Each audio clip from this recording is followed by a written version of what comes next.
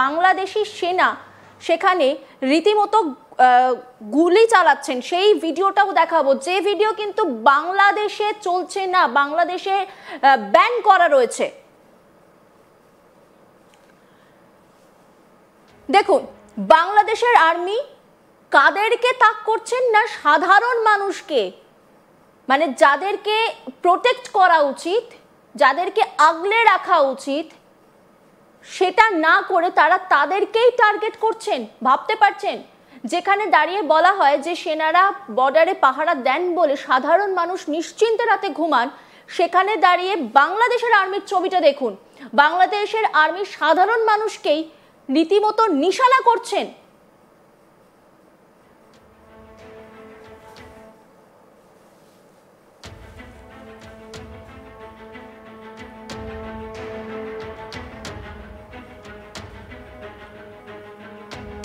কি ভয়ঙ্কর পরিস্থিতি, অশান্ত বাংলাদেশ কথাটা মোটেই ভুল নয়। মানে 1 বছর পরে এসেও কিন্তু এই একই কথায় বলা যায় যে এখনো বাংলাদেশের পরিস্থিতি যথেষ্ট ভয়ঙ্কর। আমি আবারও শাহিদুল ভাইয়ের কাছে চলে যাব। শাহিদুল ভাই, 1টা বছর প্রায় হতে চলেছে, বছর ঘুরে গেছে, তারপরও পরিস্থিতির তো কোনো উন্নতি হয়নি, বরং যে ছবি দেখা যাচ্ছে তা অত্যন্ত ভয়ঙ্কর। সেনারা কোথায় প্রোটেক্ট করবেন সাধারণ মানুষকে, নাকি সেনারাই সাধারণ মানুষকে নিশানা করছেন?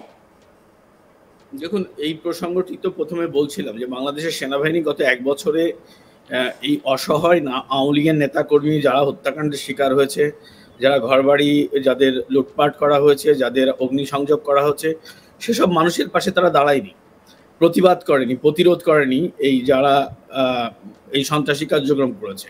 কিন্তু আজকে যখন একটি রাজনৈতিক দলের, শুধু নয় একটি দেশের, আমরা বাংলাদেশের যিনি জাতির পিতা, তাকে যখন তার সমাধি যখন আক্রান্তের চেষ্টা করা হয়েছে, তখন যখন সাধারণ মানুষ প্রতিবাদের জায়গা তৈরি করেছে, প্রতিরোধ করার তৈরি করেছে, ঠিক তখনই কিন্তু এই ধরনের হামলা বা এই ধরনের নির্মমতা বাংলাদেশের সেনাবাহিনী করেছে। এবং সেনাবাহিনীকে যে ছবিটি আপনারা দেখালেন বা আজকে সোশ্যাল মিডিয়ায় সয়লাভ হয়ে গিয়েছে, যে একজন স্টুডেন্ট লিডার, ওখানকার ছাত্রলীগের নেতা রুদ্র সাহা, এই ছেলেটিকে গুলি করে প্রথমে হত্যা করা হয়েছে, তারপর তাকে টেনে হিস্টে সেনাবাহিনীর লোকজন তাদের আয়ত্তে নিয়ে এসেছে এবং তাকে যেভাবে বুট দিয়ে তার শরীরের উপর আঘাত করা হয়েছে, সেই ভিডিও ফুটেজ, সেই স্টিল ছবি কিন্তু আমরা দেখতে পেয়েছি। এবং যেভাবে নৃশংসভাবে সাধারণ মানুষের উপর, নিরস্ত্র মানুষের উপর গুলি করা হয়েছে সেনাবাহিনীর এই অত্যাধুনিক অস্ত্র দিয়ে, সেটি কোনো যুদ্ধেও ব্যবহার করা হয় বলে আমার জানা নেই। তো এই যে সেনাবাহিনীর যে ভূমিকা, এরপর বাংলাদেশের মানুষের আর আস্থার জায়গায় আজকের পর থেকে বাংলাদেশ সেনাবাহিনী থাকার সুযোগ নেই। আজকের পর থেকে বাংলাদেশকে আর কোনো আস্থার জায়গা নেই। বাংলাদেশের মানুষকে এখন তাদের যে মানে কি বলে যে পিঠ দেওয়ালে ঠেকে গেল আজকে। এরপর তাদেরকে হয় ঘুরে দাঁড়াতে হবে, না হলে মরতে হবে। কারণ দেশের সামরিক বাহিনী এভাবে নির্মম হতে পারে এটি ইতিহাসে মানে সামরিক শাসনেও দেখা যায়নি। দেখুন, একটি জিনিস আপনাকে বলি, যে জেলাটির, যে জায়গাটির নিয়ে আজকের এই ঘটনা, এইখানে বঙ্গবন্ধু শেখ মুজিবুর রহমানের জন্ম জেলা এটি। এখানে ক্ষমতায় থাকতে জেনারেল জিয়াউর রহমান বা জেনারেল হোসাইন মোহাম্মদ এরশাদ তারা সামরিক প্রশাসক ছিলেন এবং তারা রাষ্ট্রপ্রধান ছিলেন। তাদের সময়টাতেও এই গোপালগঞ্জে তারা এরকম প্রতিরোধের মুখে পড়েছে এবং তারা বলতে গেলে পালিয়ে বেঁচেছে, পালিয়ে চলে গেছে, তারা সভা সমাবেশ বা কর্মসূচি করেনি। সেখানে সেনাবাহিনী গুলি চালিয়ে সাধারণ মানুষের প্রতিবাদকে ঠেকিয়ে সেখানে এনসিপির মধ্যে একটি কথিত রাজনৈতিক দল, যাদেরকে জঙ্গিবাদের অভিযোগে যাদেরকে সারা বিশ্ব অভিযুক্ত করছে, তাদেরকে সেখানে সমাবেশ করতে দিয়েছে। তার মানে বাংলাদেশের সেনাবাহিনী জঙ্গিবাদকে সমর্থন করছে, এই জঙ্গিবাদীদের সমর্থন করছে। একেবারে শাহিদুল ভাই, আপনি আমাদের সঙ্গে থাকুন। পাশাপাশি আরো একটা ছবি আমরা দেখাবো এর পরবর্তী সময়ে, যেখানে দেখা যাচ্ছে যে মুজিবের যে সমাধি সেটা ধ্বংস করবার যে চেষ্টা, সেটা তো আওয়ামী লীগ রুখে দিয়েছে। সেটা যখন ইউনিসেফ সাপোর্টার যারা রয়েছেন তারা যখন পারেননি, তারা ট্যাঙ্কে করে রীতিমতো পালিয়ে যাচ্ছেন, সেই ভিডিও রয়েছে, যে ভিডিওগুলো এই মুহূর্তে কিন্তু বাংলাদেশের কোনো মিডিয়াই দেখাচ্ছে না। বাংলাদেশের ইতিহাস একেবারে মুছে ফেলবার যে প্রবল প্রচেষ্টা চলছে তা আমরা প্রতি মুহূর্তে দেখতে পাচ্ছি। মুজিবের যে বাড়ি, সেই বাড়িতে হামলা হয়েছিল। এখন মুজিবের যে যেখানে সমাধিস্থল সেটাকেও ধ্বংস করবার চেষ্টা।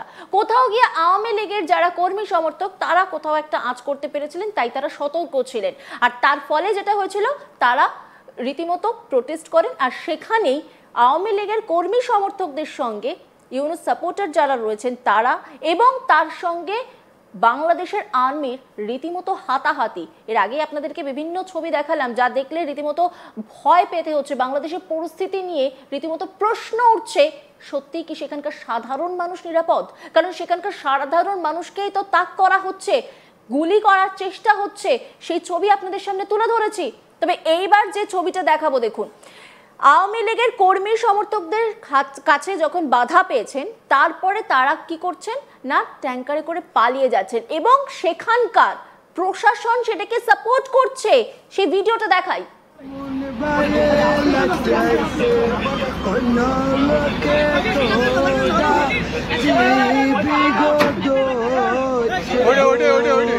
আসক্তি তর্ক করতে কোন ভাষা চাই? ও ভাই রে ভাই, ও হাতের স্টেশনের কেনে মাই খালি আমি তো কইয়ে আমি মানে বাজারে নেই তো ভাই আমি শোয়াছি।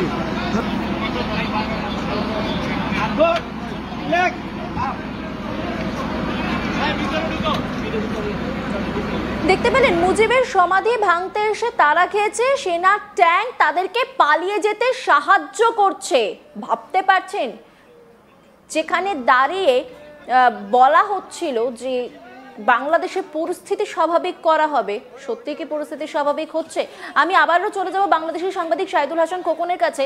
শাহিদুল ভাই, যেখানে দাঁড়িয়ে যখন মুজিবের বাড়ি ভাঙা হয়, মূর্তি ভাঙা হয়, সেই সময় দাঁড়িয়ে বলা হয়েছিল যে পরিস্থিতি সামাল দেওয়ার জন্য প্রশাসন গিয়েছিল কিন্তু একটু দেরি হয়ে গিয়েছিল, এই মন্তব্য করা হয়েছিল। কিন্তু এবারে আমরা যে ছবিটা দেখতে পাচ্ছি প্রশাসনের সামনেই তো সমস্ত কিছু হচ্ছে এবং যারা এই সমস্ত কিছু ধ্বংস করবার চেষ্টা করছে তাদেরকে পালাতে সাহায্য করছে প্রশাসনই। দেখুন, আমি তো শুরুতেই বললাম যে বাংলাদেশের গত এক বছরে বিভিন্ন ধরনের যে সন্ত্রাসীপনা হয়েছে, যে জঙ্গিপনা হয়েছে, তার বিরুদ্ধে বাংলাদেশ সেনাবাহিনীর কোনো রকম পদক্ষেপ ছিল না। যে কারণেই বাংলাদেশের যে সূতিকাগার ৩২ নম্বর বঙ্গবন্ধুর যে বাসভবন সেদিকে গুড়িয়ে দেওয়া সম্ভব হয়েছিল এই জঙ্গিদের পক্ষে। এবং তারা আজকে আমার কাছে এই ছবিটি দেখে মনে হচ্ছে যে তারা আসলে ইচ্ছা করেই বঙ্গবন্ধু ভবনটি গুড়িয়ে দেওয়ার সুযোগ করে দিয়েছিল এবং তারা তাদের নিরাপত্তায় বা তাদের আশ্বাসের জন্য বাংলাদেশ আওয়ামী লীগ বা তাদের নেতাকর্মীরা বসে না থাকে যে বঙ্গবন্ধুর যে সমাধিক্ষেত্র তারা সেনাবাহিনী রক্ষা করবে। বঙ্গবন্ধুর সমাধি ক্ষেত্র যদি রক্ষা করতে হয় তাহলে আওয়ামী লীগের নেতাকর্মীদের করতে হবে, এটা হলো প্রথম কথা। দ্বিতীয় কথা হচ্ছে যে দেখুন, আমি এখানে আরেকটি কথা স্পষ্ট করে বলতে চাই যে জুলাই আগস্টে তারা যে এই সেনাবাহিনী যে সন্ত্রাসীদের বিরুদ্ধে বা তখনকার তারা বলে বিপ্লবী বা আন্দোলনকারীদের বিরুদ্ধে গুলি চালায়নি। কেন চালায়নি? নিরস্ত্র মানুষের উপরে গুলি চালানো যাবে না।